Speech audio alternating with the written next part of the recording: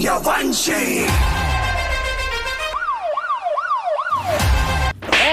ये टोटल का है? मेरा है भाई। चल भाड़ा निकाल। भाड़ा मतलब हफ्ता निकाल। सुबह से एक भी सवारी नहीं बैठा है भाई। एक भी सवारी नहीं बैठा है? नहीं भाई। बैठो रे। चलो हम लोग को आगे तक छोड़ दो। सूर्यवंशी।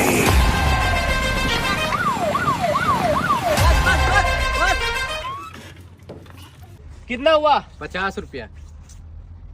ये लो, चलाओ हफ्ता निकाल।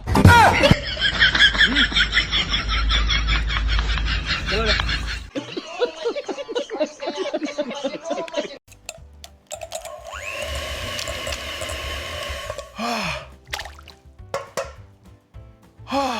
यार हमारे कार्टून में कोई नया हीरो क्यों नहीं आता? काश कोई धमाकेदार आए। अरे ये कहाँ गई मैं? नमस्ते। मैं एकता हूँ और अब मैं पूरी तरह कार्टून हूँ। Welcome to the club. चलो एडवेंचर।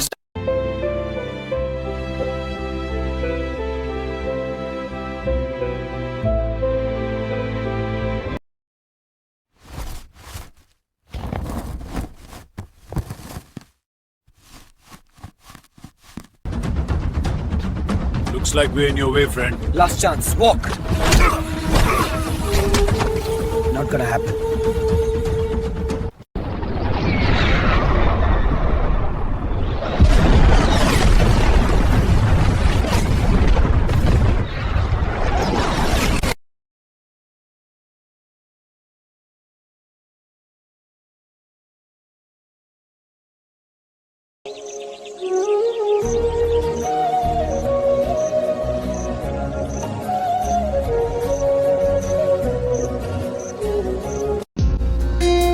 বোকা ভাইয়া ধোকা দিলা, সরল ভাইয়া আঘাত দিলা।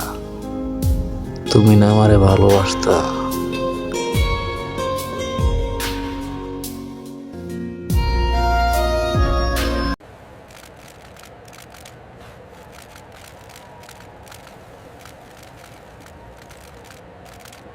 ইরানের এই কৌশলটা ভালো একদিকে, যে হরমুজ প্রণালীতে যদি চাপটা তৈরি না করতো তাহলে কিন্তু আমেরিকা হামলা চালাইতই, গুড়াই দিত। আর একটা শিরোনাম দেখছি ইরান যুদ্ধের, সেটা হচ্ছে হরমুজ প্রণালী খুলতে ট্রাম্পের আলটিমেটাম, ইরানের হাতে আর কত সময়। তিনি সময় সীমা বেঁধে দিয়েছেন ডোনাল্ড ট্রাম্প হরমুজ প্রণালী খুলে দিতে। তিনি হুঁশিয়ারি দিয়ে বলেছেন এই সময়ের মধ্যে এটি না খুললে ইরানকে ধ্বংস করে দেবে যুক্তরাষ্ট্র। আমি যেটা বুঝতে পারি যে হঠাৎ করে ডোনাল্ড ট্রাম্প তার অবস্থানটা পাল্টেছে।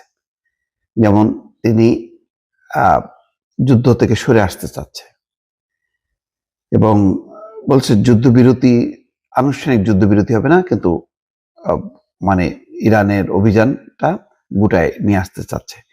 তার মানে ইরানে হামলা হবে না, কিন্তু শর্ত একটাই, হরমুজ প্রণালীটা খুলে দিতে হবে। কেন হরমুজ প্রণালী খুলে দিতে হবে?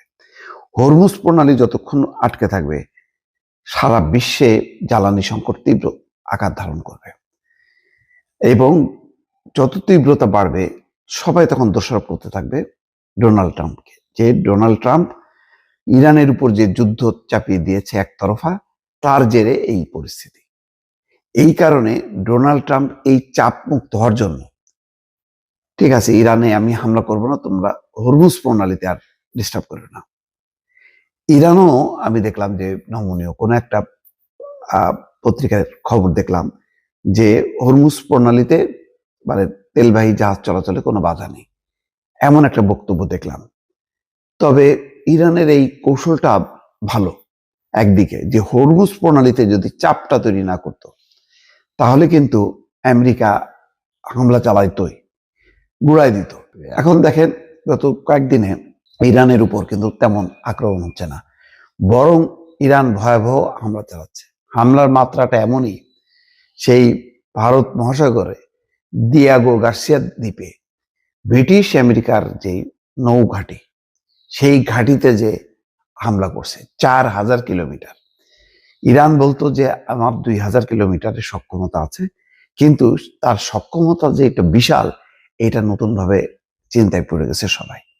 কারণ 4000 কিলোমিটার দূরত্বের মধ্যে কিন্তু লন্ডনও আছে, যুক্তরাজ্য আছে। তাহলে যুক্তরাজ্যের দিকে যদি এই ক্ষেপণাস্ত্র ছড়া শুরু হয়, তো সব মিলায় এই বিশেষ করে আমি বলবো যে হরমুজ প্রণালী হয়তো ইরান সিদ্ধান্তই নিয়েছে বা ভেতরে ভেতরে একটা আন্ডারস্ট্যান্ডিং হইতে পারে যে ঠিক আছে হরমুজ প্রণালী খুলে দিচ্ছি, কিন্তু ইরানে হামলা চালাবে না। সেই প্রেক্ষিতে এখন ট্রাম্প তো সবসময় বিজয়ী হইতে চায়, তো সেই চাওয়ার জন্যই হয়তো সে মানে হুমকি দিচ্ছে যে ইরান ধ্বংস করে দেবে। তো এখন ইরান যদি নিজে থেকেই সিদ্ধান্ত নিয়ে থাকে তাহলে তো হরমুজ প্রণালী খুললো, কিন্তু ট্রাম্প ওই কথার জেরে মানে বিশ্বকে বোঝাইতে চাচ্ছে যে তার হুমকির কারণে এই খুলতে বাধ্য হয়েছে। নিজের মালিকানাধীন সামাজিক যোগাযোগ মাধ্যম ট্রুথ সোশ্যালে দেওয়া এক পোস্টে ট্রাম্প তার অবস্থান পরিষ্কার করেছেন। তিনি বলেছেন ঠিক এই মুহূর্ত থেকে পরবর্তী 48 ঘন্টার মধ্যে কোনো প্রকার হুমকি ছাড়াই ইরানকে এই জলপথ পুরোপুরি খুলে দিতে হবে।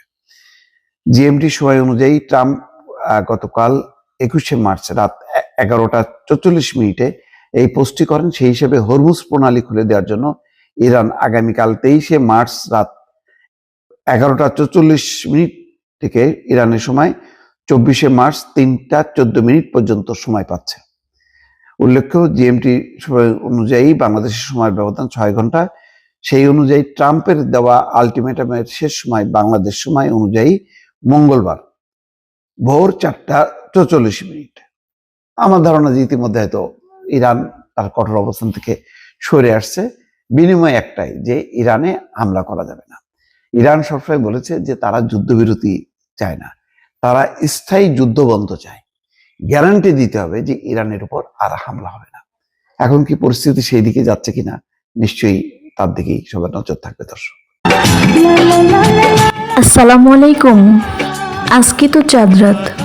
সবার আগে আমি আমার চাঁদকে জানাই চাঁদ মোবারক এবং ঈদ মোবারক পাখি।